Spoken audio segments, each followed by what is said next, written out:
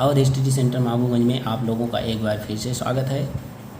आज आप लोग क्लास 10 के NCERT मैथ के 7.3 को स्टडी करेंगे। ये प्रश्नावली जो चल रही है इसी सीरीज का 7.3 स्टडी करेंगे। जो भी पढ़ाया जा रहा है सारे टॉपिक्स को आप लोग देखते रहिए, जिससे स्टार्टिंग से अंत तक सारी लेसन अच्छे से कंप्लीट समझ में आए। तो इस एक्सरसाइज में ट्रायंगल और क्वाड्रिलेटर, त्रिभुज और चतुर्भुज के क्षेत्रफल को निकालने का तरीका बताया गया है। अभी तक हम लोग जो बेसिक मेथड से त्रिभुज का क्षेत्रफल निकाल लेते थे 1/2 आधार गुणे लंबवत ऊंचाई करके, उस मेथड से इसमें त्रिभुज का क्षेत्रफल आसानी से नहीं निकाला जा सकता है। इस वजह से एक फार्मूले का यूज किया जाता है और उसी फार्मूले का यूज करके हम आप लोगों को आज इस एक्सरसाइज में क्वेश्चन को सॉल्व करने का तरीका बताते हैं। तो चलिए हम लोग अपने इस टॉपिक को स्टार्ट करते हैं। उस त्रिभुज का क्षेत्रफल ज्ञात कीजिए जिसके शीर्ष हैं। Find the area of triangle whose vertex are. Vertex जो है शीर्ष को कहते हैं। तो इसके वर्टेक्स दिए गए हैं 2 3 -1 0 2 -4। अब देखिए ये इसके निर्देशांक दिए गए हैं। जो फर्स्ट होता है वो x होता है और सेकेंड y। ऐसे इसमें -1 x है और 0 y। ये 2x है -4 y। तो फर्स्ट वाला x, सेकेंड वाला y। इसका फिगर कैसे बनेगा इसको पहले हम लोग देख लें। देखिए ये दिया है 2 3। तो ये जो होता है y एक्सिस ऊपर की तरफ प्लस होता है और नीचे की तरफ माइनस होता है। ऐसे x एक्सिस राइट साइड में प्लस होता है और लेफ़्ट साइड में माइनस होता है। अब देखिए 2 और 3, 2 भी प्लस है 3 भी प्लस है। इसका मतलब x एक्सिस पर 2 बेसिस चलना है, 2 पॉइंट हमको चलना है 1 2। ऐसे ही y एक्सिस पर 3 चलना है, वो भी प्लस, तो 1 2 3। अब ये दोनों पॉइंट जहाँ पर मिलते हैं वो हमारा होगा 2 3। -1 और 0, -1 देखिए x -1 है तो x एक्सिस पर माइनस की तरफ 1 यूनिट चलना है, तो 1 यूनिट हमारा ये हो गया। और y का वैल्यू देखिए y हमारा 0 है तो y किसी तरफ ना तो ऊपर जाना है ना तो नीचे। थर्ड देखिए 2 -4 दिया है, 2x मीन्स x एक्सिस पर 2 पॉइंट प्लस की तरफ, तो x एक्सिस पर 1 2 पॉइंट प्लस की तरफ चल रहे हैं। फिर y एक्सिस पर 4 पॉइंट माइनस की तरफ, y एक्सिस पर देखिए माइनस की तरफ 4 पॉइंट 1 2 3 4, तो 4 पॉइंट आ गया। अब ये दोनों जहाँ पर मिलेंगे वो हमारा हो गया 2 -4। ये हमारा इन सबको मिला देंगे तो इस तरह से ये जो ट्रायंगल बनेगा यही ट्रायंगल है जिसका हमको एरिया निकालना है, जिसका क्षेत्रफल निकालना है। इसको देखिए हम यहाँ बना दिए हैं। यहाँ इसकी टोटल जो बेस हो गया 1 2 3 4 5 6 7, तो ये हो गया 7 यूनिट पूरी डिस्टेंस। और देखिए इसकी हाइट कितनी हुई 1 2 3, तो 3 हो गई। अब देखिए इसकी डिस्टेंस जो है इस y एक्सिस से यहाँ भी 2 है और यहाँ भी 2 है, इस वजह से ये एक सीधी लाइन हुई। इसका एरिया हम सिंपल मेथड से भी निकाल सकते हैं। सिंपल मेथड से जो अभी तक निकालते आए हैं, जैसे एरिया बराबर 1/2 आधार गुणे ऊंचाई, जो इस तरह से निकालते आए हैं। तो 1/2 आधार इसका देखिए हो गया 7 और ऊंचाई हो गया 3, तो इस तरह से आ जाएगा ये 21/2 यानी कि 12.5 स्क्वायर यूनिट या वर्ग इकाई। ये हो गया आपका आंसर। लेकिन सारे ट्रायंगल का जो फिगर बनेगा वो अलग अलग तरह से बनेगा, उसको हमको समझना होगा और उसको ये देखना होगा कि किस तरह से इसका एरिया निकाल सकते हैं। तो ये थोड़ा सा समझने वाली बात होती है।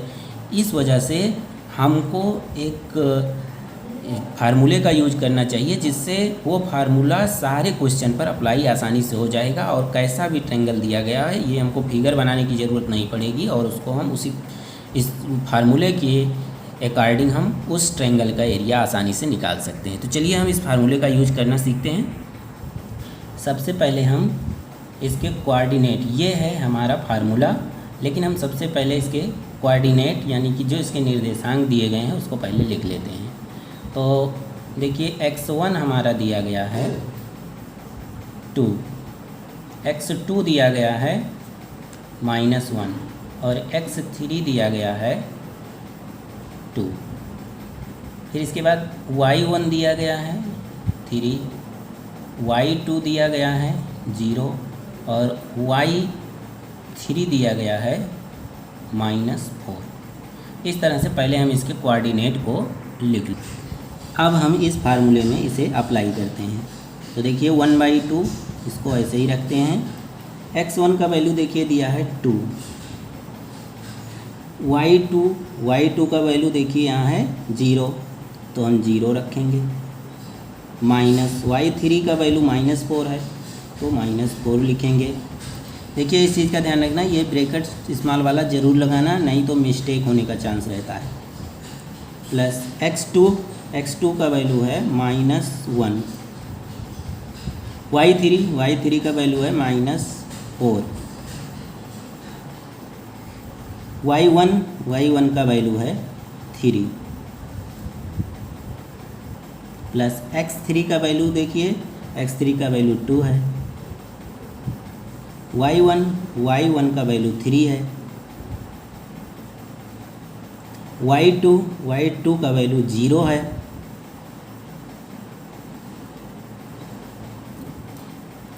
(1/2) माइनस माइनस देखिए प्लस हो गया, इस तरह से ये आ गया 2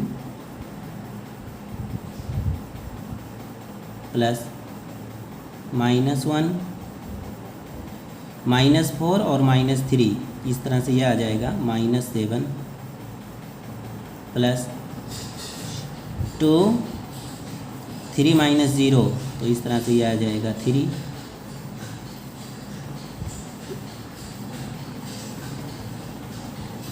1/2,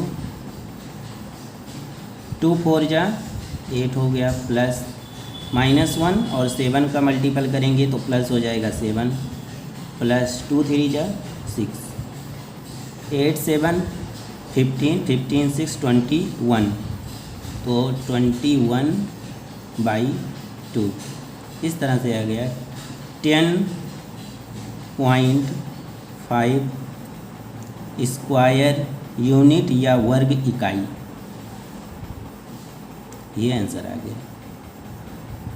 तो चाहे हम ऊपर वाले मेथड से निकालें या इस मेथड से, लेकिन जो पहले मेथड था, मेला वाला मेथड था, उससे हम आसानी से नहीं निकाल सकते हैं, इसमें हमें फिगर बनाना होगा। लेकिन ये मेथड जो है सारे क्वेश्चन पर आसानी से अप्लाई हो जाएगा। चलिए इसी टाइप का एक और क्वेश्चन है, 5 -1 3 -5 और 5 2। अब ये इसके कोऑर्डिनेट दिए गए हैं, ये इसके निर्देशांक दिए गए हैं। तो इसे हम कैसे निकाल सकते हैं? पहले तो इसके हम कोऑर्डिनेट लिख लेते हैं। x1 हमारा है -5, फिर इसके बाद x2 लिख लेते हैं, x2 है 3, फिर x3 है 5, y लिख लेते हैं, y1 है -1, y2 है -5 और y3 है 2। इस तरह से अब इसको लिख लिए। अब हम फार्मूले को लिख लेते हैं। तो फार्मूला है हमारा 1/2 x1 y2 minus y3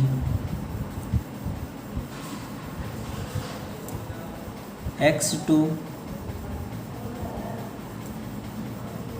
y3 minus y1 plus x3 y1 minus y2। ये अब हमारा फार्मूला है। अब इसी पर हम इसे अप्लाई करते हैं। 1/2 x1 की जगह देखिए -5 है, -5, y2 तो y2 हमारा है -5 माइनस y3 का वैल्यू 2 है, x2 3 है, y3 देखिए 2 है, y1 -1 प्लस x2 का वैल्यू 3 है,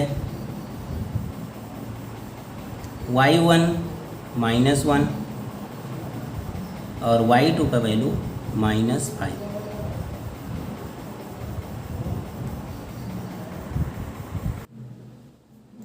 सॉरी, यहाँ x3 का वैल्यू 5 है। तो चलिए आगे देखते हैं। 1/2 देखिए 5 और -2, -5 -2 ये हो गया -7, तो 5 -5 और -7 प्लस 3 2 और माइनस प्लस, इस तरह से ये हो गया 3, तो ये हो गया 3 प्लस 5 और माइनस ये हो गया 5 प्लस और 5 -1, इस तरह से ये हो जाएगा 4। 1/2 5 7 जा 35, तो ये हो गया +35, माइनस प्लस हो गया, प्लस 3 3 जा 9 प्लस 4 5 जा 20। 1/2 इन सबको ऐड कर लिए तो इस तरह से आ गया 64। 1/2 मल्टीपल 64 कैंसिल कर दिए तो ये हो गया 32 स्क्वायर यूनिट या फिर वर्ग इकाई। चलिए एक और क्वेश्चन देखते हैं। के का मान बताइए यदि इनके तीनों बिंदु संरेख हैं। संरेख मीन्स एक ही सीधी रेखा में है। अगर त्रिभुज के तीनों बिंदु एक ही सीधी रेखा में होंगे तो वो त्रिभुज नहीं बन पाएगा। जैसे एक बिंदु ये है, एक ये है, एक ये, अगर ये तीनों एक ही रेखा में हैं तो त्रिभुज नहीं बनेगा। तीनों बिंदु अलग अलग होने चाहिए तभी त्रिभुज बनेगा। एक बिंदु यहाँ हो, कोई एक यहाँ हो, तभी ये त्रिभुज बन सकता है। अगर तीनों एक ही रेखा में हैं तो उसका क्षेत्रफल नहीं निकलेगा। नहीं निकलने का मतलब उसका क्षेत्रफल 0 हो जाएगा। तो इस तरह से हम इसी फार्मूले को रख के इसका त्रिभुज का क्षेत्रफल हम यहाँ 0 दिखाएंगे, क्योंकि अगर ये एक ही रेखा में है तो त्रिभुज का क्षेत्रफल 0 होगा। तो चलिए पहले इसको हम कोऑर्डिनेट इसके लिख लेते हैं। x1 = 7, x2 5 और x3 3। ऐसे y1 2 -2, y2 1 और y3 की जगह देखिए यहाँ k है। अब इन सारे को हम लिख लिए। अब इसको हम इसी ट्रेंगल वाले फार्मूले पर, त्रिभुज के क्षेत्रफल वाले फार्मूले पर अप्लाई कर देते हैं। तो चलिए लिख x1 का वैल्यू हमारा है 7, तो 7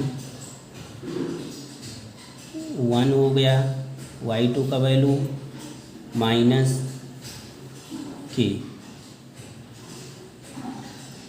plus 5 k -2 plus 3 -2 -1 = 0। 1/2 7 1 - k plus 5 k + 2 plus 3 और यहाँ पर देखिए -2 -1 ये दोनों मिलकर हो गए -3, तो इस तरह से -3।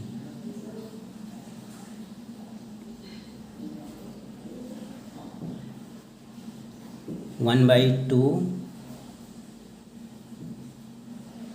7, अब इसका गुणा कर लेते हैं तो ये हो गया 7 - 7k और प्लस 5 का गुणा इसमें हो गया तो ये हो गया 5k प्लस 10, फिर इसके बाद 3 का गुणा 3 में होगा तो हो गया -9। इस तरह से इसको ना भी लगाएं तो भी कोई दिक्कत नहीं है। 1/2 7 7 और 10 17 और -9 तो इस तरह से आ जाएगा 8। तो ये हो गया 8 -7 और इस -5 के माइनस कर लेंगे तो इस तरह से आ गया -2k इक्वल टू 0। यहाँ इक्वल टू 0 लगा हुआ है सब जगह। 1/2 8 - 2k इक्वल टू 0। तो देखिए ये एक क्रॉस मल्टीपल हो जाएगा 2 का तो इधर चला जाएगा तो 8 - 2k इक्वल टू 0। तो -2k इक्वल टू -8 तो k बराबर आ गया -8 बटा -2 इस तरह से 4 आ गया। तो k का वैल्यू कितना आ गया 4। यही हो गया हमारा आंसर।